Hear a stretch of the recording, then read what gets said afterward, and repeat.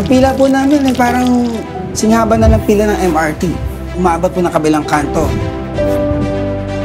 Nagtsatsaga po silang pumila kahit sobrang haba ng pila para matikman lang ang fried chicken namin.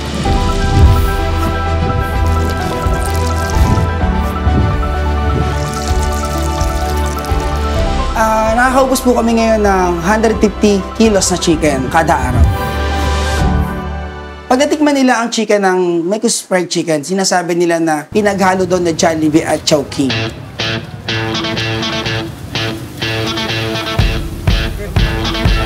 Sa halagang 79, may dalawang chicken na kayong malalaking tipak. Malaki pa nga daw po sa mga commercial na chicken, sabi ng mga customer. Yung fried chicken po namin, 2 months pa lang po siya ngayon. Kaya po Mecos Chicken ang pangalan ng fried chicken namin. Gawa ng trending po yung salita na yan, si Mecos, yung mga Indian. Naging inspire siya sa akin na maisip ko na yun ang magandang name. Kasi minimix namin lahat ng breadings, lahat ng ingredient sa chicken para lalong sumarap. Pero, itong Mecos Fried Chicken namin, ito po yung malinis.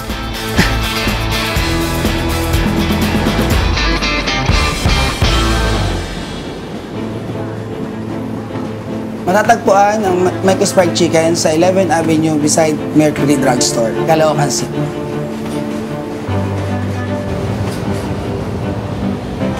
Ang titinda namin ay Kanto Fried Chicken. Ako si Roman Arab Aguilar, 42 years old. Ako may-ari ng Mecos Fried Chicken na trending ngayon sa social media. Ang chicken po namin ay fresh at kami po mismo nagka-cut, malalaking cuts. At ito po ay niluluto namin sa inyong harapan at siniserve namin na mainit at laging bago po.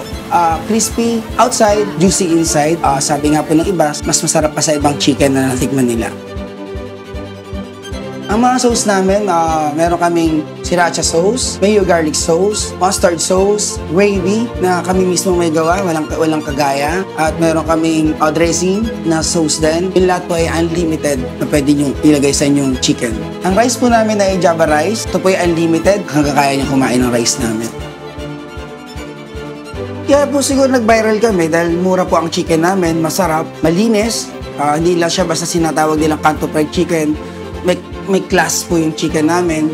May i-compare nyo po sa ibang chicken, mga restaurant, tsaka yung taste, hindi naman po nalayo sa mga lasa ng mga commercial na chicken. Sa halagang 79 pesos. Busog na sila. Ang mga customer namin ay bata, matanda, may ngipin o wala, ay talagang yung gusto ang fried chicken namin.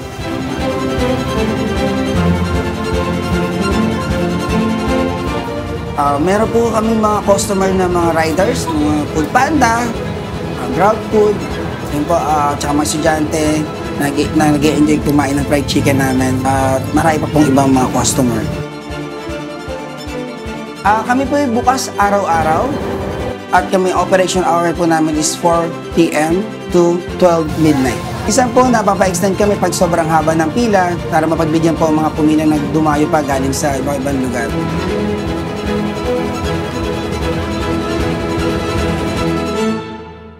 Yung chicken namin kaya masarap, sarili po naming invento, hindi po kami bumili ng mga commercial na binibenta ng mga breadings. Kami po mismo ang nakaisip, o ako po mismo nakaisip ng mga mix dun sa breadings namin, sa chicken namin, para lumabas yung magandang lasa na original na galing sa Mecos Fried Chicken.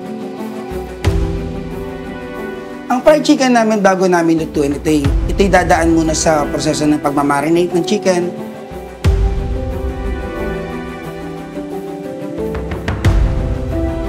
Para buong chicken may lasa. At doon naman sa coating, ito'y nakamix. Sabi nga ng mga Bombay, Mecos. Nakamix po ang mga ingredient namin na pinagsama-sama para lalong sumarap at ma-enjoy ng mga customer namin ang lasa namin. Sinasawsaw namin sa butter dipping namin na liquefied para maging crispy yung skin niya, para hindi mag-dry yung chicken. Yun ang magpoprotect sa chicken para lalo siyang sumarap. Tsaka ito ipiprito at hanggang sa maging golden brown.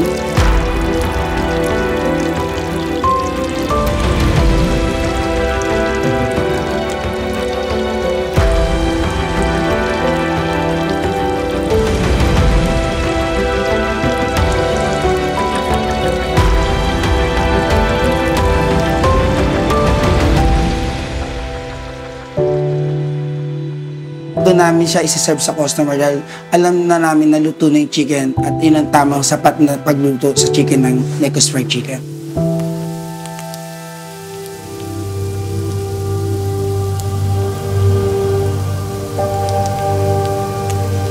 Dati, tagahugas lang po ako ng pinggan, nagsipag, nangarap, at ngayon po, isa na po ako negosyante.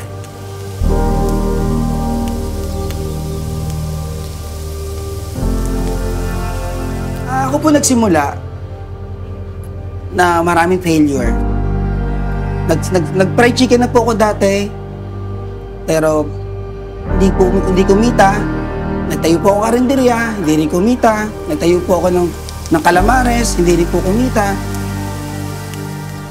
Actually, nung bata ako, sobrang hirap namin. Namatayan ako ng tatay sa edad na 14 anyos. At naranasan ko na walang kuryente. Pinapalayas kami sa rinirenta naming bahay.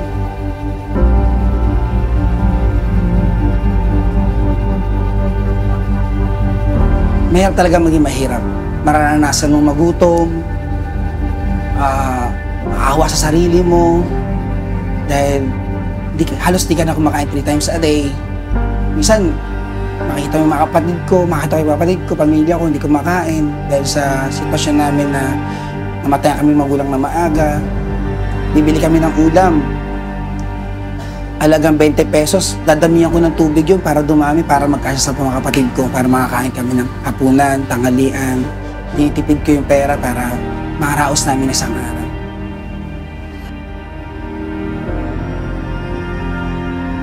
Lahat yung naranasan ko hanggang sa unti-unti, nakakaiyak, pero hindi ako bibitaw kay Lord. Pray ako ng pray.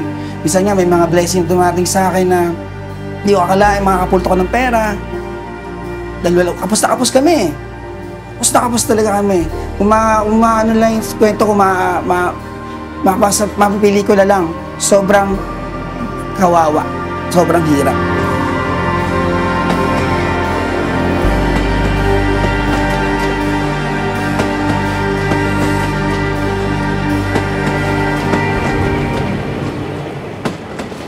Dati po, dito sa area na to, nagsimula po ako dishwasher hanggang sa nakita nung amo ko na masipag ako at nakita na pagkakatiwalaan ako sa pera hanggang sa tumaas po yung posisyon ka, naging po akong cashier. Diyan po mismo sa area na to, ako po yung nagkaka-share, ako po yung nagkakaha ng sales namin. Ang sekreto po, sumunod ka sa amo mo na pinapasukan mo, magsipag ka, magtiyaga, hanggang sa unti-unti makukuha mo na ang mga pangarap mo, hanggang sa magawa mo yung the best sa buhay mo, matutunan mo paano umasenso at umunlad.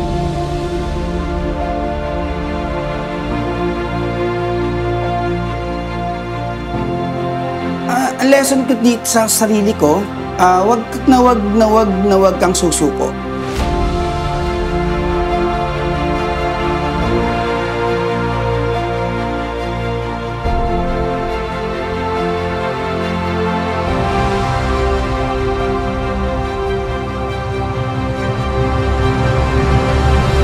Talo ka na, tayo ka na.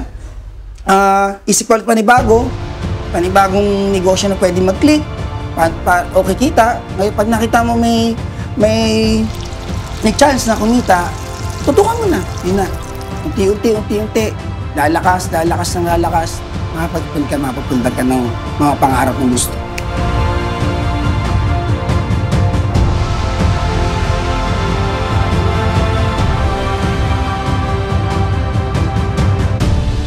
Sabi nga ng mga mayayaman bilyonaryong tao, mula kay Henry C., kay Lucio Tan, sila nagsimula talaga sa mababa. Yun ang naging stepping stone ko, na siningin ko sa sarili ko na pwede rin pala na maging katulad nila, unti-unti. Tsagain mo lang yung pagod at hirap mo, magbubunga yan. Hanggang sa makuha mo yung mga pangarap.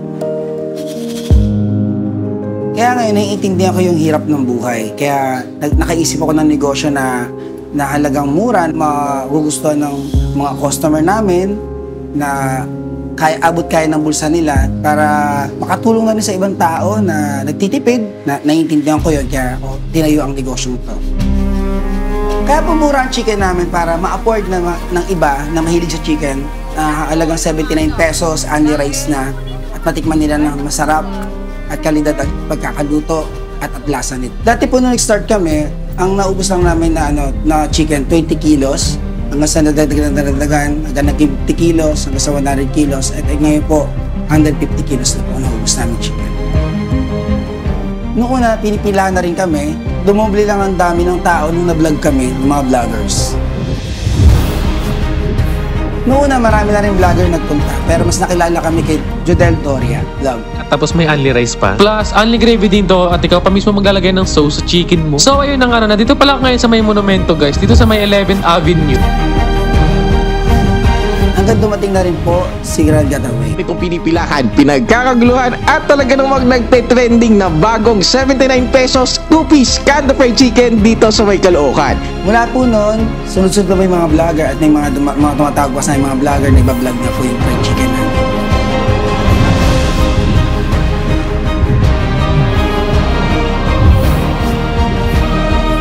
Umaabot po ang pila. Itong susukatin ay nasa 50 meters po ang haba ng pila ng mga customer na.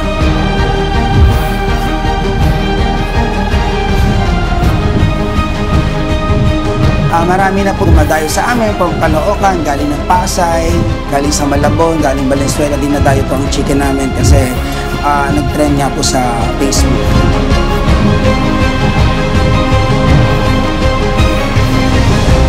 Ang mga kumakain sa amin, iba-ibang edad, iba-ibang tao, at may enjoy nila, pamilya sila, matitikman nila ng masarap ng chicken namin, na magkakasama sila, pati kaibigan nila, iniimbitan nila para mailibre, matreat dahil sa sobrang mura ng halaga ng pagkain, walang katulad na presyo dito sa Caloocan. Ngayon, ang naitulong sa akin ngayon ng negosyo ko, nakabayad ako ng mga utang ko. Kasi galing tayong pandemic, marami rin na utangan, utang na pera, utang na loob.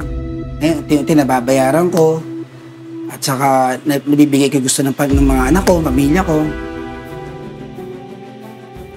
Maliban sa anak ko, andyan yung mga pinagkakatiwalaan ko ng mga tauhan na matatagal na sa akin. Sabi nga po nila, don't be boss, being a leader. Kaya nakakatulong nila ako dito hanggang sa paglilinis na area namin. Naglampaso, nag-clean kami ng kitchen, kasama nila ako.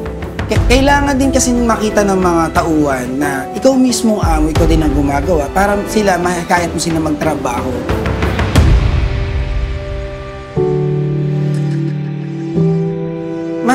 Mas guminawa ang buhay namin kesa dati.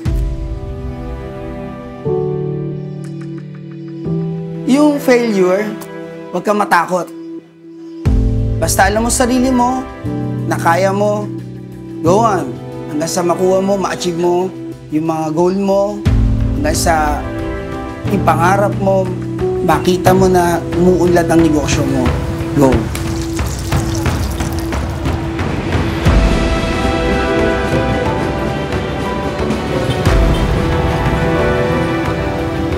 Sa isang negosyante, dapat hindi ka susuko. Hanggat nakikita mo na nag-grow ang business mo, work lang ng work. Kasi someday, yung achievement mo, doon ka makapagpapahinga, doon mo mai-enjoy yung life. Sabi ko lang sa mga katulad ko na galing sa hirap at lahat naman ng mga negosyante na sinasabi lagi, trust in God. At sa lahat yan, plano niya lahat yan. Huwag kayong bibigay, huwag kayong susuko. At may plano ang Diyos sa'yo.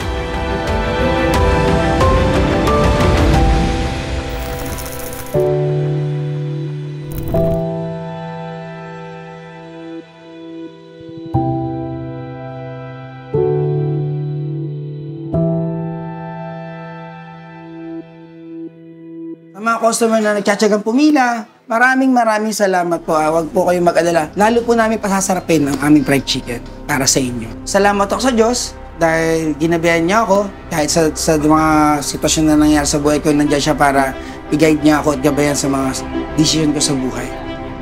Lahat po naman natitikman nyo sa chicken namin, mula sa sauce hanggang sa breadings hanggang sa rice. Recipe ko po yun. Bata pa lang ako, sinalin ako na magulang ko magluto. Hanggang sa nagtayo ako ng mga karinderya o restaurant, ako mismo po ang nagluluto, ako mismo ang nagagawa ng mga recipe. At lagi niyong huwag kakalimutan ang magdasal.